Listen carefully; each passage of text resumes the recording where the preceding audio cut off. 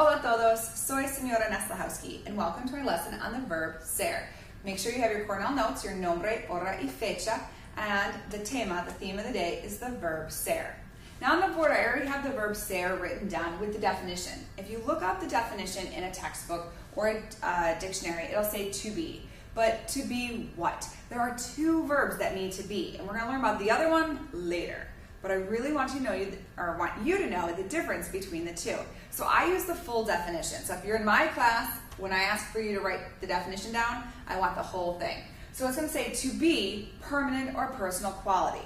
Ser is used to describe people or objects, anything. And it's a very common, highly used verb. So we're going to start with this one. So what I want you to write down is this acronym of doctor, and understand that these are going to help you know in what situations you're going to use and choose the verb ser. So the first one is description. This is for physical descriptions. I am short, I have blue eyes, and pale skin. That is my DNA, that's my biology, it's my physical appearance, and that is not going to change. Now, I could do something drastic. I could shave my head, I can get tattoos. Well, then that would be another change, but that's an unexpected change or possibly even a long-lasting change. So think of it as your long-lasting or expected physical description. Origin. Where are you born? Where did you grow up?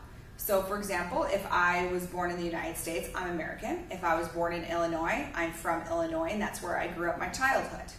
So that is permanent. You can't redo your nationality, your bloodline, your heredity, and you can't redo where you grew up. Characteristics, personality characteristics. As you get to know me in class, you're going to know that I can get sarcastic, I can get goofy, I'm an extrovert, I like to talk to people, I'm sociable. Well, that's just who I am. But other people could be shy or reserved. Some people are more serious, more funny. So it's your overall personality. Now, I'm not talking about emotions. I'm not talking about happiness or sadness or your mood swings. I'm not talking about things that change. I'm talking about your overall personality, day in, day out. What type of person are you?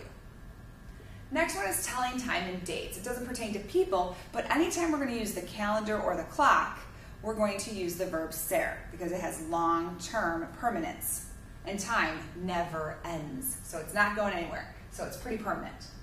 Occupation. Now, I am an adult with an occupation, a job as a teacher. I went to school to be a teacher. I spent long hours on it. This is my day in, day out routine. It's pretty permanent, and it's not going to change.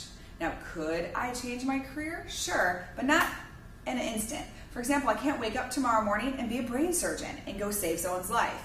I can't walk in and be a lawyer and, defend a person in a court of law. I can't do anything that fast. So this isn't things that change dramatically. Okay, these are long-term situations. Or like you are not paid with money to be a student, but that's your job right now, that's your obligation, that's your occupation. Day in, day out, your responsibility is to be a student, day in and day out, so long term. And then finally, relationships. For example, I'm a mom. I'm going to be a mom forever. And I have my daughters, I have my husband, I have my friends. All of those relationships are expected to last. So even though relationships do end, we don't go into them expecting them to end. We want them to last. So this is the verb ser. When I talk about ser, I'm going to say ser is the infinitive, the original form. And we're going to conjugate it to this list. So we're going to go through the pronunciation of yo soy, tú eres, él es, ella es, usted es. Nosotros somos, vosotros sois, ellos son, ellas son, and ustedes son. So here I have a couple of sentences. Over here I have our helpful hints of description, occupation, characteristics, origin, and relationship. Today I'm keeping off the T for telling time and dates because we're not doing anything with calendars. We're just sticking with people. So these are the ones we're going to use for today. So here I have, I am strong, you are a professor, Paco is outgoing or daring, we're from Chicago, and they are friends. So we have to fill in our verb ser. So the yo form of ser is going to be yo soy. So I am strong. You are a professor. You are a teacher. That's your occupation. Tú eres profesora. Paco is daring or outgoing. That's his personality every day. Paco es. Origin, we are from Chicago. This little word de, de, is from. I don't want to say we are Chicago. We are from Chicago. So nosotros somos de Chicago. And then they are friends. So ellos son. So when using the verb ser, we want to make sure we know our conjugations of soy, eres, es, somos, sois for vosotros, and son, as well as making sure that we understand the conjugation is basically saying that I am, you are, he is, we are, when we're talking about traits that are personal and permanent. So now, before we're done, make sure you write down at least 2 questions on the side of your notes and ask me tomorrow in class about the verb ser. Hasta mañana.